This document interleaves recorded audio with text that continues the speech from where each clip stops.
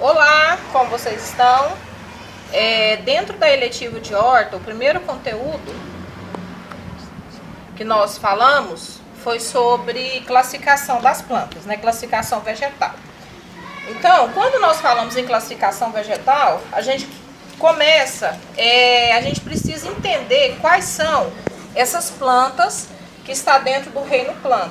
Então, aqui é um grupo de plantas, por mais que a gente olhe e ache que é lodo, que é sujeira, mas isso aqui é planta, tá? É um musgo. Então aqui nós temos um musgo.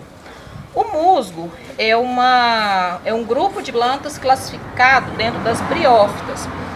Então nós temos dentro do reino Plantae briófitas, pteridófitas, gimnospermas e angiospermas. Cada grupo desse tem uma característica específica. No caso das plantas que são classificadas dentro do grupo briófitas, são plantas pequenas. Por que elas são plantas pequenas? Porque elas não têm vasos condutores. Então aqui eu tenho um canudinho, tá? Esse canudinho é para representar um vaso condutor. No caso das briófitas, elas não apresentam vasos condutores. O que isso quer dizer? Quando a gente joga água, então são plantas que precisam de umidade. Como que essa água vai ser transportada entre as células? Então a água vai passando diretamente de uma célula para a outra.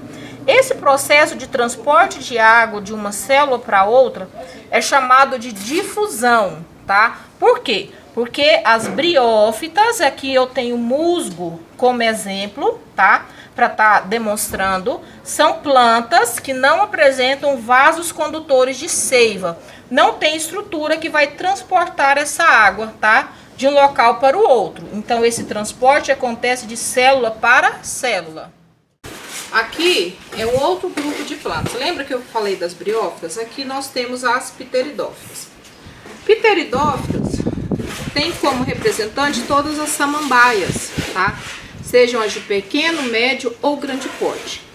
Se vocês observarem, essa aqui é a samambaia véu de noiva, tá? Ela já é maior do que a briófita.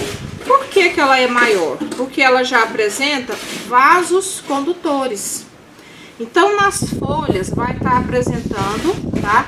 Estruturas bem fininhas. Essas estruturas são os vasos condutores, que vai estar transportando a água da raiz até cada uma das extremidades das folhas.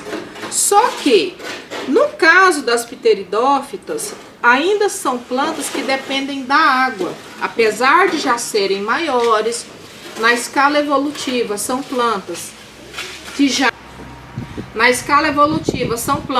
já começaram a apresentar vasos condutores. Por isso que elas são maiores do que as briófitas, mas elas ainda dependem da água para reprodução. O que isso quer dizer? Que o gameta masculino, para ele encontrar o gameta feminino, ele ainda precisa da água, tá? Não tem flores e não tem sementes, ok? Lembrando das pteridófitas, não tem vaso condutor, não tem flor e não tem semente. Total dependência da água. No caso das pteridófitas, já conseguem sobreviver longe da água, tá? Ou seja, já começaram a habitar o ambiente terrestre, a se espalhar pelo ambiente terrestre, por apresentar vasos condutores, tá? Mas ainda tem uma dependência da água para o processo da reprodução. Filma dela bem. Um outro grupo de plantas são as gimnospermas. Dentro do grupo das gimnospermas, nós podemos citar como exemplo os pinheiros, os ciprestes, as cicas, que é muito utilizada na ornamentação de jardim, e a ginkgo biloba, tá? Aqui eu vou estar mostrando a cica, tá? No caso da característica das plantas gimnospermas, são plantas que têm raiz, caule, folhas, flor e semente, tá? Chega aqui.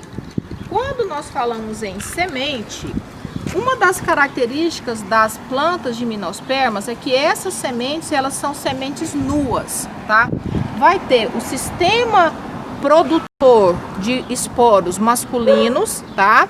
O sistema reprodutor de óvulos femininos, só que a partir do momento que o óvulo é fecundado pelo esporo masculino, pelo espermatozoide masculino da planta, vai formar as sementes. Só que essas sementes, elas ficam nuas, elas não ficam protegidas por um fruto. Então, a característica das plantas gimnospermas, uma das características que nos ajuda a classificar é o tipo da folha, tá? Se vocês observarem, as folhas são folhas mais finas, folhas pontiagudas, tá? Em formato de agulha. É uma característica que tem em todas as gimnospermas, ou seja, nos pinheiros, nos prestes, nas cicas. E são plantas, tá? Que fazem todo o processo da fotossíntese, mas uma diferença delas é que ela não forma fruta, ela não tem uma estrutura carnosa, na grande maioria das vezes comestível, que vai proteger a semente.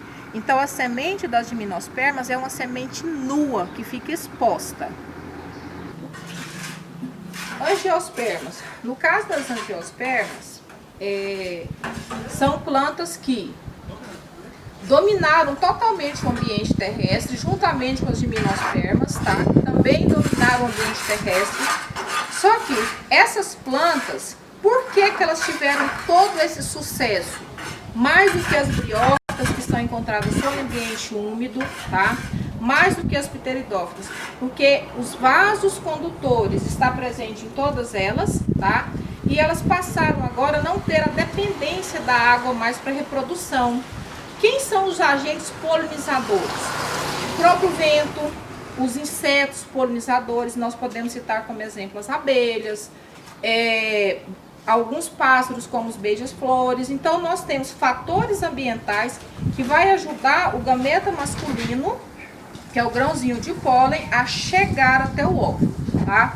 Então por isso que as gimnospermas e as angiospermas dominaram o ambiente terrestre. São nomes difíceis? São, tá? Mas é uma característica do reino planta aí.